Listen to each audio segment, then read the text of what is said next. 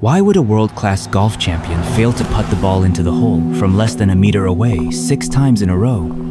At the 2016 Masters tournament, 4-time major winner Ernie Els experienced that nightmare. Facing a push that should have been an easy one, his wrist suddenly froze. The ball veered off course bizarrely, once, twice, 3 times, finally sinking on the 6th putt. What should have been a 4-shot hole took him a full 9, setting a new record for the worst performance in tournament history. Today, we'll begin by exploring the mysteries of golf, starting with this enigmatic meter. The story begins in the 15th century, on the rugged yet beautiful east coast of Scotland. In this land called Links, barren sand dunes, sprawling wild grasses, and the ceaseless sea wind, to avoid strong winds, sheep often hide in low-lying areas to graze on the grass. Over the years, these areas became exceptionally short, dense, and flat. In their leisure time, shepherds used their staffs to knock stones into rabbit burrows as a form of amusement. On these neatly trimmed lawns, unintentionally cleared by sheep, pebbles could easily roll into the holes. Thus, these short grass areas naturally became the endpoint of every shot. This actually is the prototype of the modern golf green. The sport's popularity even caught the attention of royalty. In 1457, King James II of Scotland banned golf, claiming it distracted men from practicing archery and weakened national defense. Without professional coaches, players learned through observation, imitation, and repeated practice. They didn't dwell on technical details, but focused on the practical question of how to hit the ball from here to there. This forces them to rely on their body's instincts, integrating signals from their muscles and joints in real time with each swing to cope with changing winds, slopes, and grass. This allows them to develop genuine adaptability in dynamic environments, rather than simply mimicking fixed movements. Then came the 19th century. The Industrial Revolution swept through the country, bringing with it a modern transformation for golf. The expansion of railway networks made cross-regional competitions possible. Mass production lines enabled the mass production of golf equipment, and technology began to profoundly change people's perspectives on the sport. The advent of high-speed cameras in the early 20th century allowed people to break down and freeze the golf swing for the first time, like observing a slice under a microscope. This spurred a major shift in golf training philosophy, moving from relying on intuition to pursuing mechanical perfection. Ben Hogan, a leading figure of this era, took this concept to its extreme.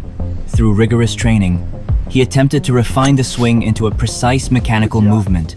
In his 5 modern golf fundamentals courses, he broke down the swing into 5 parts, much like an engineer drawing up mechanical blueprints. Under his influence, the entire industry became obsessed with creating human-machine interfaces, high-speed cameras to analyze joint angles, biomechanics to calculate optimal leverage ratios.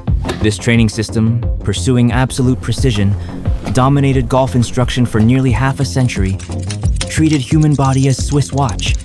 However, this extreme pursuit of perfect repetition also harbors a hidden danger. To some extent, it ignores the inherent variability of the human motor system and the existence of a more complex factor, our inner selves. Scientists have begun to notice a strange phenomenon.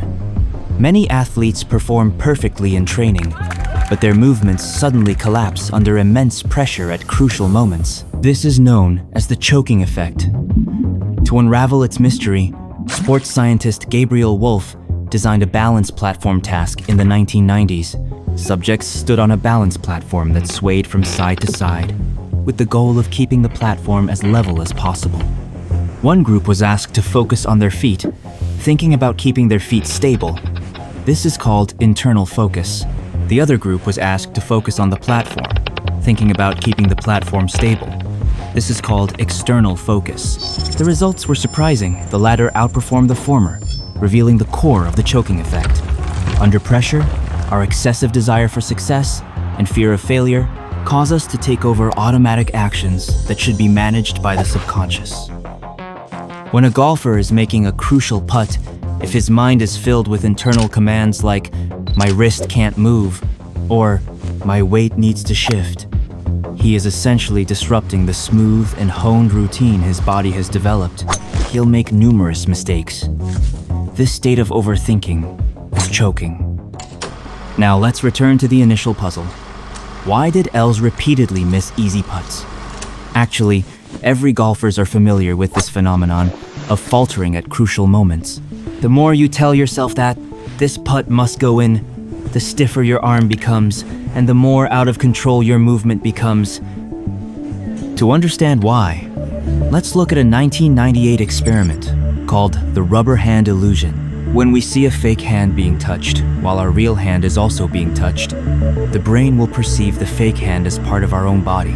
This reveals that our sense of control and ownership over our bodies is a dynamic construct built by the brain after integrating information from multiple senses and is not static. Applying this to golf, under intense training and competitive pressure, players may experience a decreased sense of ownership over the club, causing command errors in the brain. Today, TrackMan radar silently captures the subtle differences in a swing. The goal is no longer mechanical repetition, but rather stable ranges. Ordinary golfers don't need to hit the same exact spot each time. Instead, they should set a range, and as long as the ball lands within this range, it's considered a success. This approach echoes the difference learning theory that emerged in the early 21st century. On putting greens today, some players practice on one leg, some with eyes closed, and some even switch hands. These seemingly strange exercises have proven to be far superior to those standardized training, because differential learning acknowledges the variability of human movement. By actively introducing variation, it forces the brain not to rote memorize movements, but to actively explore various solutions. Looking back at the more than 5 centuries of golf science history, from relying on bodily instincts to communicate with nature, to attempting to tame the body into a sophisticated machine, and finally to science, leading us back to the essence of golf and embracing uncertainty through difference learning. Golf is like a microscope that magnifies minute deviations in movement into clear scores. It is this microscope that allows us to see that true control begins with accepting loss of control. As Ben Hogan said, golf is a game about mistakes, and the one who handles mistakes best wins. On this green field, precision requires relaxation. Tension brings disaster. Isn't this just like our lives? We always hope to have everything under control, but in this world full of uncertainty, deviations from expectations are the norm.